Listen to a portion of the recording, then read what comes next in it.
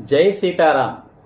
తమ పిల్లలను శీలవంతులుగా తీర్చిదిద్దే భారాన్ని తల్లిదండ్రులకు అప్పగించింది సమాజం. ముఖ్యంగా స్త్రీల గౌరవాన్ని కాపాడే బాధ్యత వివాహం జరిగేంత వరకు తండ్రిది, ఇంకా అన్నదమ్ములది. వివాహం జరిగిన తరువాత ఆ బాధ్యత భర్తది. వయసు మీరి భర్త మరణించిన తరువాత ఆమె కొడుకుది. ఇక్కడ రక్షకుడు అంటే సినిమాల్లో హీరోలాగా ఫైటింగులు చేయనక్కర్లేదు. ఒక స్త్రీ ప్రక్కన ఆమెకు సంబంధించిన పురుషుడు ఒకడు నిలబడితే చాలు, కనబడితే చాలు. అదే వివాహ వ్యవస్థ, అదే సమాజ వ్యవస్థ, అదే రక్షణ వ్యవస్థ. అలాగే ఒక మగపిల్లవాడు సాటి ఆడపిల్లలను తన అక్క చెల్లెళ్లుగా భావించి గౌరవించే శీలాన్ని అలవరిచే బాధ్యతను కన్న తల్లికి అప్పజెప్పింది సమాజం. అందుకే కౌసల్య సుప్రజా రామ అని శ్రీరాముడికి సుప్రభాతాన్ని పలుకుతారు.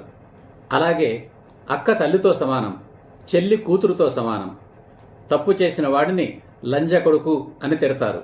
అంటే వాడు చేసిన తప్పుకు తల్లిని బాధ్యురాల్ని చేసి తిడతారు. ఇది సమాజం పోకడ. ఎవరూ కాదనలేరు, కాదన్నా ఎవరూ ఆపలేరు. కేవలం పురుషుడి ప్రవర్తన మాత్రమే తన ఇంటి స్త్రీల మాన మర్యాదలను కాపాడగలుగుతుంది.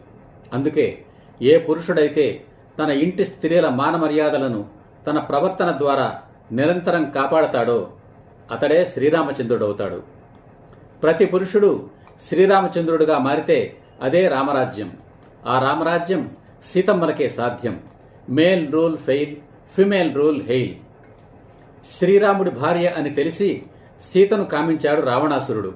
మాయోపాయంతో ఆమెను చెరబట్టి తన లంకా నగరానికి తీసుకుని పోయాడు. సీత గౌరవానికి భంగం కలిగించతలచాడు. రావణాసురుని గడ్డిపోసగా భావించింది Sita.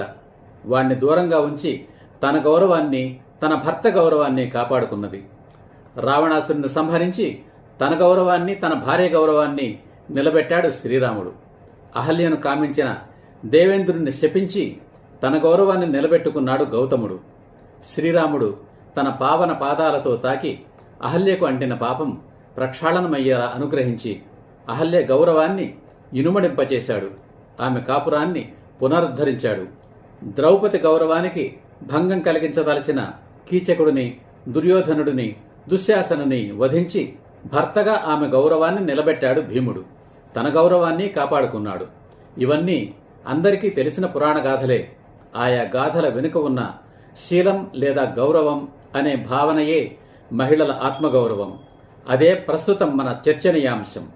Pushpa pan India cinema. జై హింద్, జై సీతారాం.